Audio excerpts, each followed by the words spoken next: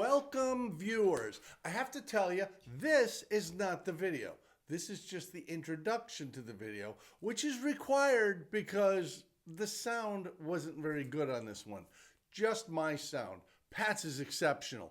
Unfortunately, because of some meteorological things that you'll find out about at the end of the video, I just screwed it up. I made a mistake. My apologies. We'll do better in the future. It's understandable, but it's overdriven. And sometimes that happens. Hey, enjoy this video about basic med, sport pilot, basically the ways you can get involved in aviation from a medical perspective. Pat Brown, maybe the newest and greatest and most misunderstood tool that aviation geeks have is basic med. And, because it's new, kind of like when sport pilot came in, it's largely misunderstood. And there's a lot of misconceptions that really could cause us problems or just unnecessary stress. Would you agree with that? Yeah, I would. And you say it's new, and actually it's about 5 years old now. Believe it or not, time flies when you're having fun, or time's fun when you're flying. I'm not sure which is which. But yeah, it's 5 years old, and there are something north of, I think, 60,000 people flying under basic med right now. But it still amazes me at the amount of misconception and misunderstanding about basic med.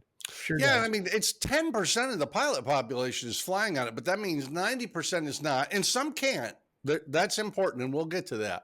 Yeah. But what's a big misconception that you run into from time to time?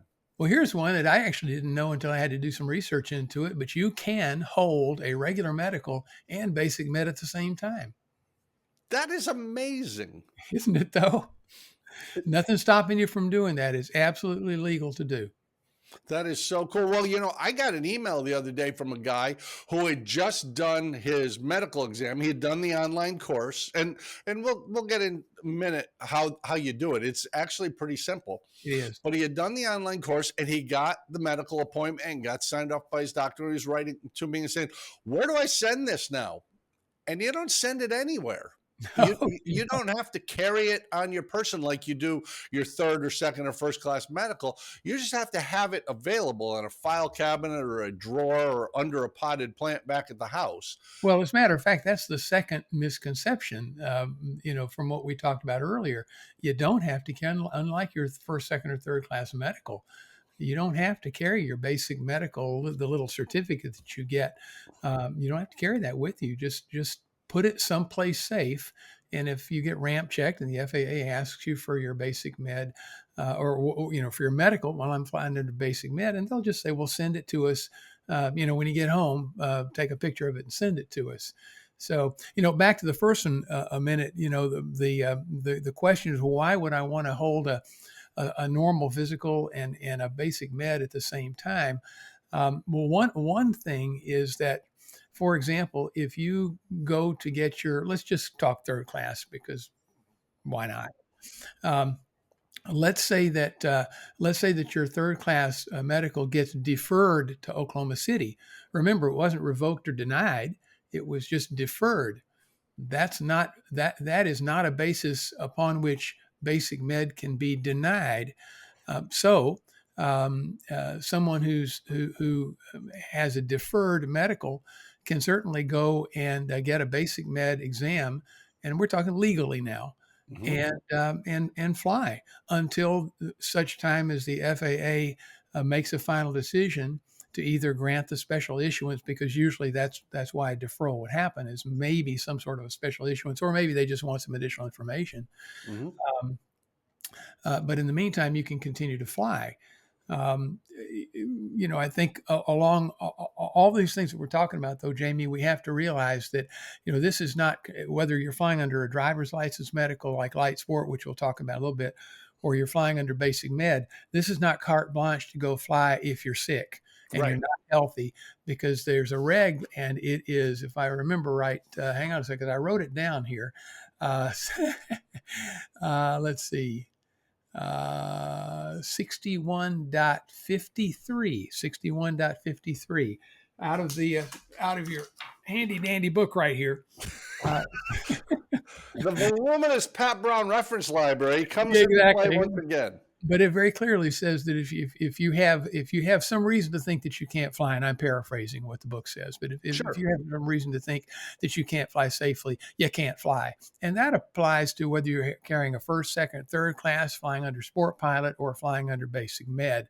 So the misconception by laymen or certain even some pilots who think that, oh, you can fly with debilitating medical conditions under basic med is just not true. And that's a wide spectrum. That whether you wake up with a fever and you feel nauseous, don't fly. Not a good idea. Yeah. If you cracked a rib playing full contact football with your buddies, don't think you're Chuck Yeager and he did it, so I can do it. You're hurt. And this is going to be a problem. Yeah. So you have to have the judgment. That Yeah. aeronautical decision making still comes into play. Basic med doesn't eradicate us of that responsibility. You still have to be willing to say, yeah, I have basic med, I'm good, Yeah. but I don't feel good today. So Yeah. this isn't my day to fly. Yeah. So, another thing is our normal, I keep saying normal, but our kind of standard medicals, first, second, third class, are basically on a calendar month basis. Well, what about basic med? That's a really good point because I use basic med. I switched to it when it was fairly new. Even though I'm lucky at my advanced age, I can still pass a first class medical. I wanted to go to basic med so I had real understanding of it for when I talk to people. And it is a relatively simple process I like, but the big change was it's not 24 calendar months or 48 calendar months, it's to the day. Yeah. So if my medical exam was on February 15th, 2022, I need another one before February 15th, 2024. Oh, no, no, no, no. It's 4 years. So Oh yeah, 2022. I'm sorry. It's the online course is the 2 years. The medical is 4 years. You're Yeah, correct. And but mine is here's coming up. I use that example because mine is coming. I'm coming up on that 4 years. here's the interesting thing about that. The medical portion, the 48-month medical portion, is to the day, but the regulations, if you read the reg, the online thing is 24 calendar months. See, this is the beauty of our relationship, Pat. I don't have to read the regs because I have you. You just explain it to me and you've got everything worked out.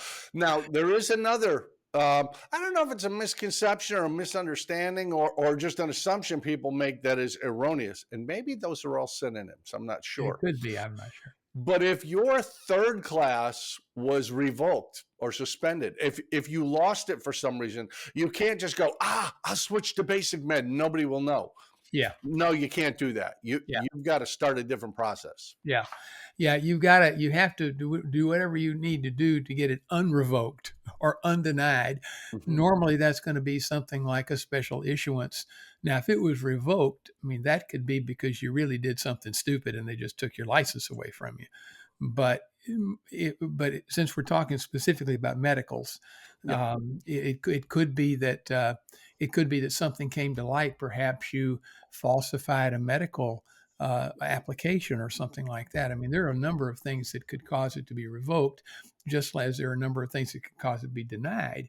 But if you can get it reinstated in some way, shape, or form, then you can let it lapse, and you can go ahead and apply for basic med. But remember, the thing about basic med is that you have if you held a third class or first or second class medical, you may be eligible for basic med, but you have to have held that medical on or after January the 14th of 2006. And again, that's in the regs. It's actually written down in the reg book.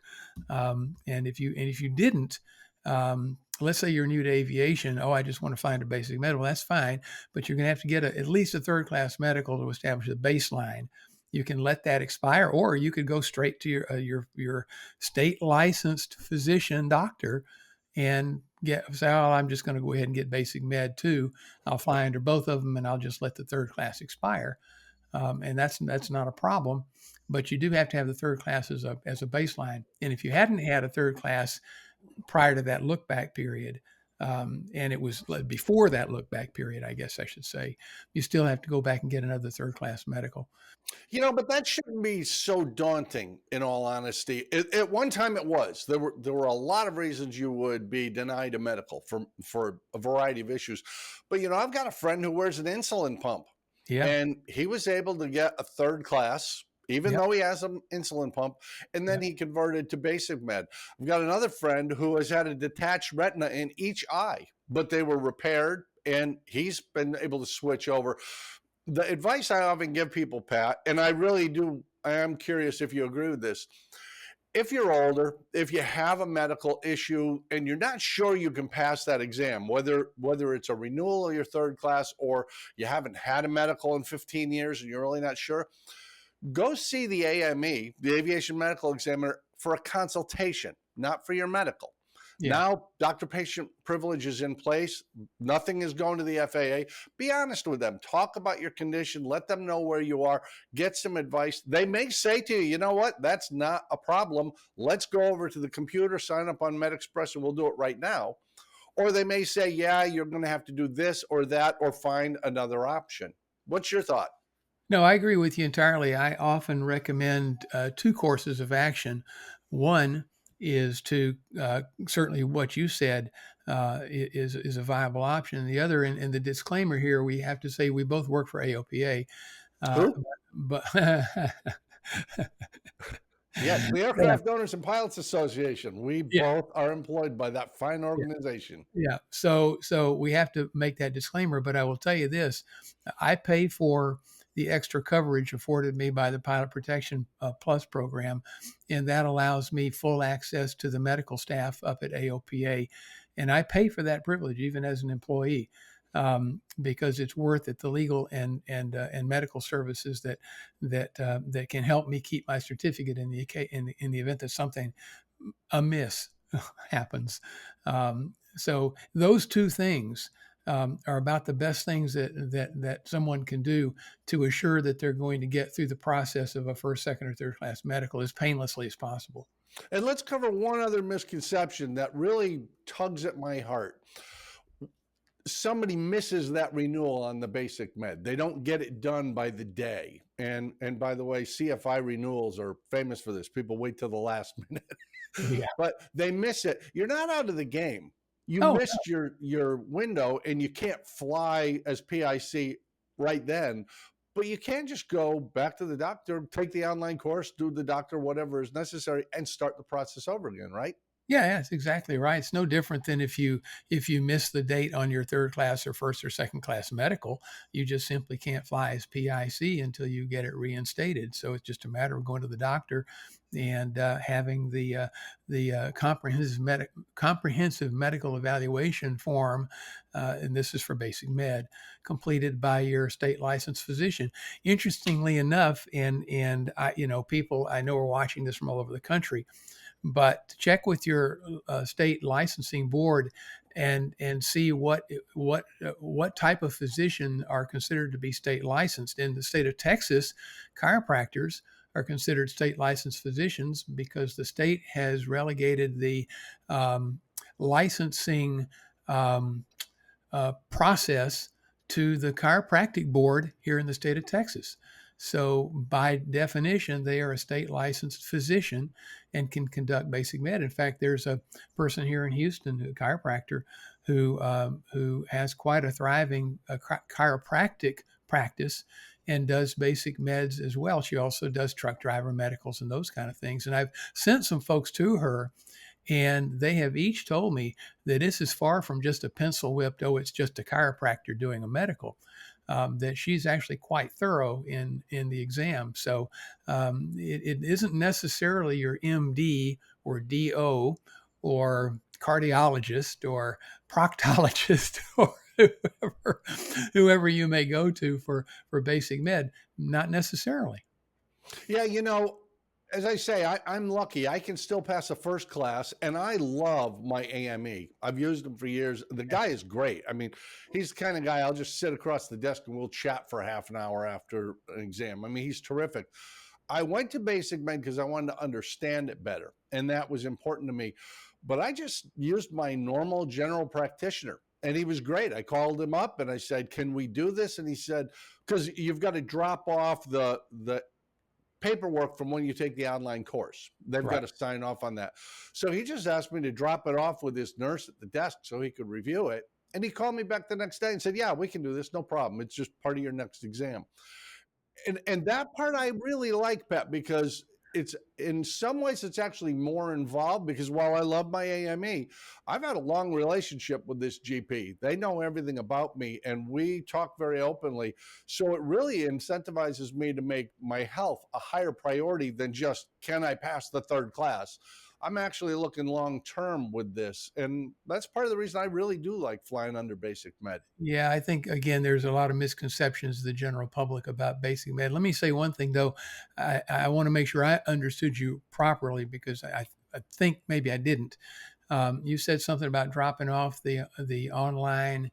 I think you might have said course. I don't remember, Yeah, but it's a questionnaire kind of thing. It's all the items that they have to check. yes, that you need to cross to send in, or excuse me, to take in, hand in, and they'll sign off on it, but not the online course Right. that you have to take. That is entirely separately. Yeah, this is a printout when you complete the course Yeah, so that the doctor knows what am I checking. And it's really not that big a deal. it's It's not basically the hard at same all. thing as a third class medical. They're checking exactly the same things as a third class medical. The list is identical. Well, and you operate under a FAA medical because you're a DPE, you're way cooler than me. I still work as a CFI and I can do that under basic med. I can be a practicing CFI, logging PIC time, getting paid, and I can do that on basic med. So it really doesn't close many doors for you. No, as a matter of fact, and this is one thing that that got a lot of people up in arms a while back, thinking that they had to have a third class or first or second if they were going to act as safety pilot for somebody under the hood. And in fact, the FAA did clarify that recently and says that in fact you can act as safety pilot under basic med in the right seat or wherever for somebody that's doing hood work, for example. So you can, with a basic med, fly a safety pilot without having to worry about it and log it as PIC time. That same change did affect me because, I was instructing over at the seaplane base. And if somebody wasn't rated in airplanes, then I couldn't instruct them being basic med, just the way it worked out. But I could do an add-on for somebody. But they changed that rule as basic med. I can go ahead and fly with either group. And that's just one of those things that sometimes maybe the provider, the flight training provider, is a little uncomfortable and doesn't understand basic med well. But that rule has been changed. So, Yeah. like you say, the safety pilot flying with somebody who's not rated, flying with somebody who is. With basic med, you can fly with pretty much anybody. And the fleet you're allowed to fly is probably 90% of the GA fleet. I mean, it's a wide spectrum, up to 250 knots, up to 18,000 feet, up to 6 seats. I mean, there's not a lot that you can't fly with a basic medical. Yeah, day, night, IFR, VFR, airplanes up to 6 seats total. Yeah, it's quite remarkable. Now, since we're talking about basic med, which is the most fascinating thing at the moment, in my opinion, when Wilbur signed off your ticket and Glenn Curtis signed off mine, because we're extremely old, there was one way to do this. You had to go to an aviation medical examiner for the FAA. You had to get a third class or better medical. That's not the case anymore. I was going to say there are 3 options, but there are actually 4, because you can go with the traditional medical. Nothing wrong with that. And you have to do that to get your initial training. You could go with basic med if you've had a third class or better and decide you want to revert down to that. You could fly under sport pilot, which means you self-certify, fly a light sport aircraft and have your driver's license with you. Or you could fly gliders, which have never required a medical, including a motor glider. That's You true. don't have to have a medical. You never did need one. So there's actually 4 different ways to be actively engaged in aviation from a medical perspective. Yeah, and if you want to even go one step further, hot air balloons, as long as you're not operating them on a commercial level. I think this is awesome because as we get older, we become more of aware of our infirmities, and nobody's perfect. Everybody's got an issue. I mean, Joe Namath won the Super Bowl and he had bad knees. Let's face it, everybody's got something wrong with them. But there is a way to do this. And in general, I think it's worth pointing out whatever your personal condition is, if you've got high blood pressure, if you've got diabetes, if you've got whatever, you probably can still qualify for medical in some form or fashion and fly. Right. And that's a really wonderful thing that we have that available to us here in the States, which isn't true everywhere in the world.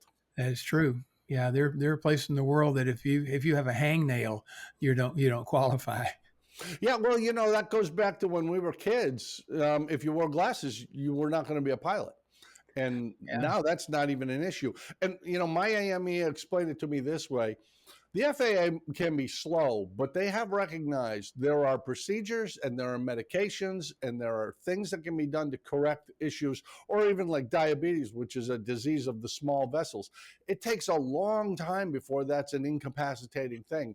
And the FAA now recognizes that. So we do have options. And I'll say one thing about the AOPA, but you were talking about, because this is a real thing. You're at your doctor's office and they're prescribing you a medicine, yeah, and you don't have any idea if the FAA allows that medicine or not.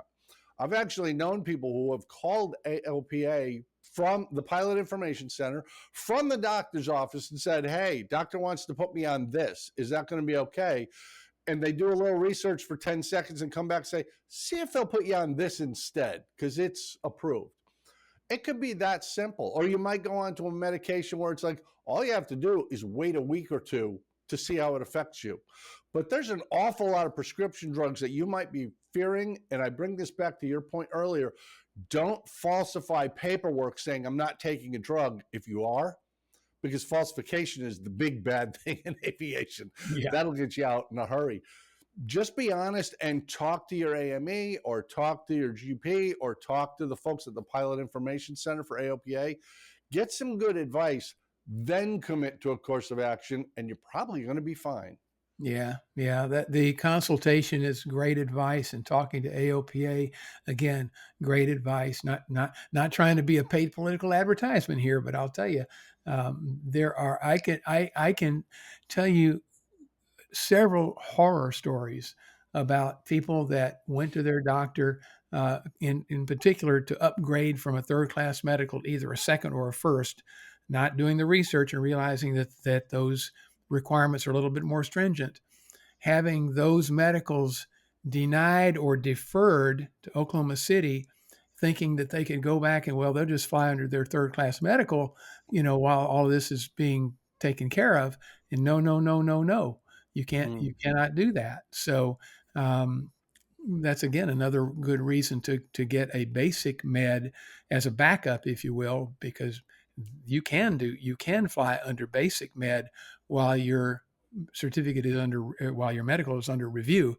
But if it's been deferred or denied otherwise, you just can't revert back to the third class and say, "Oop, never mind." Yeah, and I don't want to sound like a commercial, and there is no affiliation between AOPA and MadPropsAero channel, but membership has its privileges. So there are benefits to being part of a big group. That's why unions exist. There's benefits to being part of a group rather than just an individual person going, but wait. Yeah, yeah. Pat, I think we've covered it. Once again, we've saved the world. We've opened the door to people to have options. And just knowing there are at least 4 ways to get involved in aviation medically, yay. Yay for us. That's a good thing. Now let's talk about the stocking cap. Why are you wearing a stocking cap? You're in Florida. Well, I am in Florida, and something catastrophic has happened, Pat. It Yeah. was 40 degrees here this morning, and for a Floridian, 40 degrees is like 10 below to an Ohioan. So it's a tragedy. There's a serious problem going on, and as you know, if the first number in the temperature isn't at least a 6, I don't leave the house. Well, I understand that. I'm in South Texas in Houston, as most folks know, and it was 18 degrees here this morning, and it was about 20 yesterday morning. So I'm not wearing a stocking cap, but I am wearing thermal underwear under all these layers. But you're a Texan, and a Texan can sleep on a pile of cacti and be perfectly comfortable because y'all are tough. Floridians, I mean, I only own one pair of shoes. It's just an assortment of flip flops and shorts. I'm really struggling here. Pat, thanks a lot. It's always a pleasure. I always learn something from you, and hopefully people really benefit from this. So, since you are getting as much from Pat's wisdom and genius and reference library as I am, click the like button below. Share this video on social media if you can, so your friends who are interested in aviation know they've got options too. Subscribe to the channel because really the algorithm requires it. I think you have to. I think there's something in the new congressional budget that says you have to subscribe to MadPropsAero. And we'll see you next time right here on your personal device. Adios, y'all.